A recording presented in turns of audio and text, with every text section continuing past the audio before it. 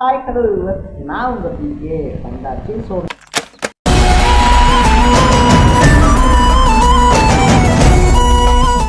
நம்ம இன்னைக்கு இந்த வீடியோவில் எந்த விஷயத்தை பற்றி பேச போகிறோம், யாரை பற்றி பேச போகிறோம் அப்படின்னு சொல்லி கேட்டோம் அப்படின்னா, பொதுவாகவே இந்த அரசியலில் வாரிசு அரசியல் அப்படின்றது தொடர்ந்து இருந்துகிட்டே தான் இருக்குது அப்படின்னு சொல்லலாம்.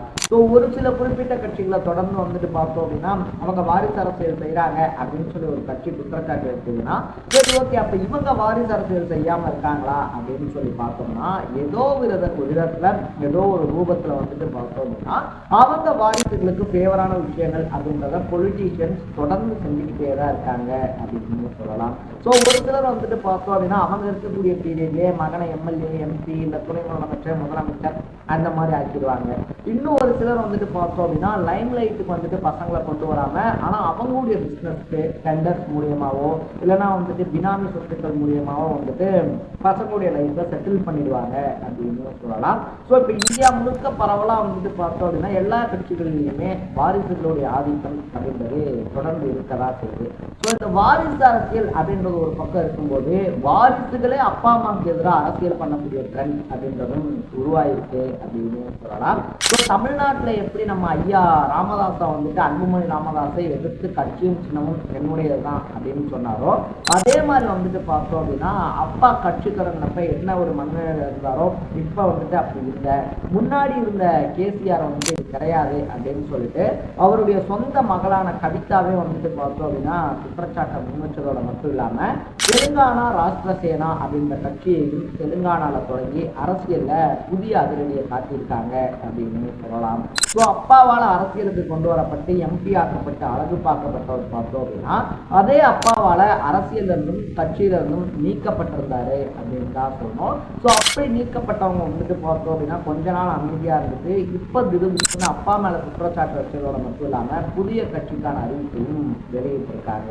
ஸோ என்னதான் நடக்குது தெலுங்கானால, அதை தாண்டி யார் தான் இந்த கவிதா அப்படின்ற மாதிரி பல இன்ட்ரெஸ்டிங்கான விஷயங்களை தான் நம்ம பேச போகிறோம்.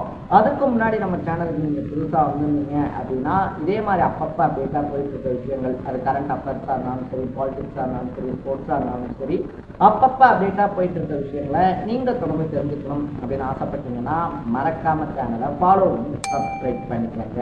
ஃபர்ஸ்ட் ஆஃப் ஆல் வந்துட்டு பார்த்தோம் அப்படின்னா 1978 தான் வந்துட்டு கவிதா நடக்கிறாங்க. கேசிஆர் வந்துட்டு பார்த்தோம் அப்படின்னா சந்திரசேகர் ராவ் இருக்கார் இல்லையா, தெலுங்கானாக்கு வந்துட்டு தெலுங்கானா அப்படின்னு சொல்லிட்டு ஃபர்ஸ்ட் ஒரு ஸ்டேட் வரணும் அப்படின்னும், தெலுங்கானாக்கு வந்துட்டு பார்த்தோம் அப்படின்னா எல்லா விதத்திலையும் வளர்ச்சி கிடைக்கணும் அப்படின்னு சொல்லிட்டு போராடிக்கிட்டு இருந்த காலகட்டத்தில் அப்போ வந்துட்டு அமெரிக்காவில் சாஃப்ட்வேர் இன்ஜினியரிங்லாம் படித்து முடிச்சிருந்த கவிதா அப்பாக்காக உறுதுணையாக நின்னாங்க அப்படின்னு தான் சொல்லணும். ஸோ ஆந்திராவில் இருந்து தெலுங்கானா பிரிஞ்சதுக்கு அப்புறமா வந்துட்டு பார்த்தோம் அப்படின்னா, அந்த தெலுங்கானா பிரிஞ்சதுக்கு அப்புறமா முதல் எம்பி அப்படின்ற பெருமை கவிதாக்கு தான் கிடைச்சிருக்குது. நிஜாமாபாத் இருக்கு இல்லையா, நிஜாமாபாத் தொகுதியில் நின்று எம்பி ஆயிருந்தாங்க. ஸோ அப்படி ஆனதுக்கு அப்புறமா வந்துட்டு பார்த்தோம் அப்படின்னா தொடர்ந்து அப்பாவோட அரசியல் பயணம் அப்படின்றதெல்லாம் பண்ணிக்கிட்டு இருக்காங்க. பட் அதுக்கப்புறமா ஆட்சி மாற்றம் அப்படின்றது நடந்து ரேவந்த் ரெட்டி முதலமைச்சர் ஆகிறாரு அப்படின்னு சொல்லலாம். ஸோ ரேவந்த் ரெட்டி வந்துட்டு முதலமைச்சர் ஆகிறாரு காங்கிரஸ் சார்பா. எப்பயுமே வந்துட்டு ஒரு ஆட்சி மாறுது, ஒரு தலைவர் மாறுறாங்க அப்படின்னா முன்னாடி இந்த ஆட்சியில் இருக்கக்கூடிய ஊழல் குற்றச்சாட்டுகள் இல்லை அவங்க செஞ்ச தப்புகள் எல்லாத்தையுமே மக்கள்கிட்ட எடுத்து வைப்பாங்க இல்லையா, அதே மாதிரி தான் வந்துட்டு பார்த்தோம் அப்படின்னா ரேவந்த் ரெட்டியும் வந்துட்டு காளேஸ்வரம் ஸ்கீமில் வந்துட்டு எக்கச்சக்கமான ஊழல் நடந்திருக்கு. அந்த காளேஸ்வரம் பாசன திட்டத்தில் வந்துட்டு பார்த்தோம் அப்படின்னா கேசிஆர் பல முறைகேடுகள் பண்ணியிருக்காரு அப்படின்ற மாதிரியான ஒரு குற்றச்சாட்டை முன்வைக்கிறாரு. ஸோ அவர் வந்துட்டு எதிர்கட்சியாக அவர் ஒரு குற்றச்சாட்டை முன்வைக்கிறாரு, அதில் ஒரு நியாயம் இருக்கு. ஆனால் கேசிஆருடைய சொந்த மகளான கவிதாவே வந்துட்டு பார்த்தோம் அப்படின்னா சொந்த கட்சியினரையே தாக்கி பேச ஆரம்பிக்கிறாங்க. கேசிஆர் வந்துட்டு எந்த தப்பும் பண்ணல, சந்திரசேகர் ராவ் வந்துட்டு எந்த தப்புமே பண்ண கிடையாது, இதுக்கு முழுக்க முழுக்க காரணம் அந்த காளேஸ்வரம் ஸ்கீம் இருக்கு இல்லையா, அதில் வந்துட்டு எல்லா ஊழலையும் பண்ணது ஹரீஷ் ராவ் தான், அவருக்கு தான் வந்துட்டு ரொம்ப முக்கியமான பங்கு இருக்கு, அவரும் சந்தோஷமும் சேர்ந்து தான் எல்லா விதமான பிரச்சனைகளுமே பண்ணியிருக்காங்க. ஸோ ரேவந்த் ரெட்டியினுடைய ஆட்கள் தான் வந்துட்டு அவங்க ரெண்டு பேருமே நாளைக்கு ஏதாவது ஒரு பிரச்சனை அப்படின்னா ஹரீஷ் ராவுக்கும் சந்தோஷ் இருக்கார் இல்லையா, சந்தோஷ்க்கும் வந்துட்டு ரேவந்த் ரெட்டி பாதுகாப்பு கொடுப்பாரு. ஆனால் சந்திரசேகர் ராவுக்கு வந்துட்டு பார்த்தோம் அப்படின்னா ஒரு ரொம்ப பெரிய பிரச்சனையாக இதை மாற்றுவாங்க. இதனால வந்துட்டு பார்த்தோம் அப்படின்னா அவங்க கட்சியில் இருக்கக்கூடாது அப்படின்ற மாதிரியான கருத்துக்களை முன்வைக்கிறாங்க. ஆரம்பிக்கிறாங்க. ஸோ மூத்த தலைவர்கள் மேலேயே இப்படி பகிரங்கமான குற்றச்சாட்டு அப்படின்றத வச்சதுக்கு அப்புறமா கட்சிக்குள்ளேயே பல சலசலப்புகள் ஏற்படுது. அந்த சலசலப்புகளெல்லாம் சரி பண்ணணும் அப்படின்றதுனால சந்திரசேகர ராவ் என்ன பண்றாரு அப்படின்னு பார்த்தோம்னா கவிதாவுடைய எம்பி பதவியை பிடிக்கிறாரு. ஸோ அவங்களுடைய பதவியை பிடுங்கினதுக்கு அப்புறமா கவிதாவே முன் வந்து கட்சியில இருந்து விலகுறாங்க. விலகினதுக்கு அப்புறமா தெலுங்கானா ஜக்கூதி அப்படின்னு சொல்லிட்டு ஒரு அமைப்பை தொடங்கி நடத்திக்கிட்டு இருக்காங்க. இப்படிப்பட்ட சுச்சுவேஷன்ல தான் அந்த தெலுங்கானா ஜக்கூதிய அரசியல் கட்சியா மாத்தினா என்ன அப்படின்னு சொல்லிட்டு இன்னைக்கு அதை முறைப்படி அனௌன்ஸ் பண்ணியிருக்காங்க. தெலுங்கானா ராஷ்டிர சேனா அப்படின்னு சொல்லிட்டு பார்த்தோம் அப்படின்னா அந்த கட்சியினுடைய பேர் உருவாயிருக்கு. அதாவது டிஆர்எஸ் அப்படின்னு சொல்லிட்டு மறுபடியும் கட்சியை உருவாக்கியிருக்காங்க அப்படின்னு சொல்லலாம். ஸோ முன்னாடியே வந்துட்டு பார்த்தோம் அப்படின்னா இப்ப பாரத் ராஷ்டிர சமிதி அப்படின்னு இருக்கக்கூடிய சந்திரசேகர ராவுடைய கட்சி இருக்கு இல்லையா, அது முன்னாடி வந்துட்டு தெலுங்கானா ராஷ்டிர சமிதி அப்படின்ற பேர்ல தான் இருந்துச்சு.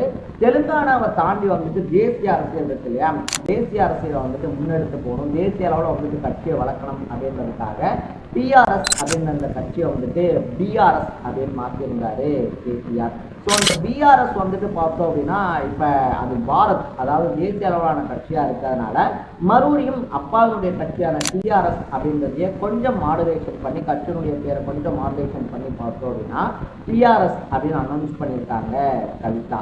அப்படி பண்ணதோட மட்டும் இல்லாமல் வந்துட்டு பார்த்தோம்னா தெலுங்கானாவுக்காக போராடினார் இல்லையா, அந்த கேசிஆர் வந்துட்டு இப்போ கிடையாது. ஒரு நரி கூட்டத்துக்குள்ள வந்துட்டு பார்த்தோம் அப்படின்னா அவர் சுற்றிட்டு இருக்காரு. அவருக்கே வந்துட்டு அவரை சுற்றி என்ன நடக்குது அப்படின்னு சொல்லிலாம் தெரியல. இப்படிப்பட்ட ஒரு சுச்சுவேஷன்ல தெலுங்கானாவுடைய நலனுக்காக மட்டுமே போராட வேண்டிய ஒரு கட்சி வந்துட்டு தேவைப்படுது. அதனால வந்துட்டு நான் இந்த அமைப்பை தொடங்கியிருக்கேன். தொடர்ந்து வந்துட்டு பார்த்தோம் அப்படின்னா காங்கிரஸ், பிஜேபி, பிஆர்எஸ் இருக்கு இல்லையா, 3 கட்சிக்கும் எதிராகவும் போராடுவேன் அப்படின்னு சொல்லிட்டு ஒரு ஸ்டேட்மெண்ட்டையும் கொடுத்திருக்காங்க. ஸோ தமிழ்நாட்டு அரசியல்ல தான் வந்துட்டு பார்த்தோம் அப்படின்னா பாமக இப்படி பரபரப்பெல்லாம் ஏற்படுது அப்படின்னு சொல்லிக்கிட்டு பேசிக்கிட்டு இருக்கும்போது தெலுங்கானா அரசியல்லையும் வந்துட்டு பார்த்தோம் அப்படின்னா வாரிசுகள் இப்படி பரபரப்பை கிளக்க ஆரம்பிச்சிருக்காங்க அப்படின்னு சொல்லலாம். ஸோ அரசியல் விமர்சகர்கள்லாம் வந்துட்டு பார்த்தோம் அப்படின்னா அது ஜென்ரேஷனல் கேப்னால இருக்கக்கூடிய பிரச்சனை தான். அப்பாவை தாண்டி அதிகாரங்கள் தனக்கு வரணும் அப்படின்னு சொல்லி ஆசைப்படும் போது அப்பாவே அதுக்கு தடையா இருக்காரு. அப்பாவே தலைவராக இருக்கிறதுனால நமக்கு ஒரு மரியாதை இல்லை, நம்ம கிட்ட அதிகாரம் இல்லை அப்படின்னு சொல்லி வாரிசுகள் நினைக்கிறதுனால தான் இப்படி அடுத்தடுத்து வந்துட்டு பல கட்சிகள்லையும் பல பிரிவுகள் ஏற்படுது அப்படின்ற கருத்தை முன்வைக்க ஆரம்பிச்சிருக்காங்க. ஸோ நீங்க இந்த விஷயத்தை பத்தி என்ன நினைக்கிறீங்க அப்படின்றத கமெண்ட் பண்ணிட்டு மறக்காம சேனலை ஃபாலோ பண்ணி சப்ஸ்கிரைப் பண்ணிக்கோங்க. நாளைக்கு இதே மாதிரி ஒரு இன்ட்ரெஸ்டிங்கான வீடியோவோட சந்திக்கலாம். Bye by.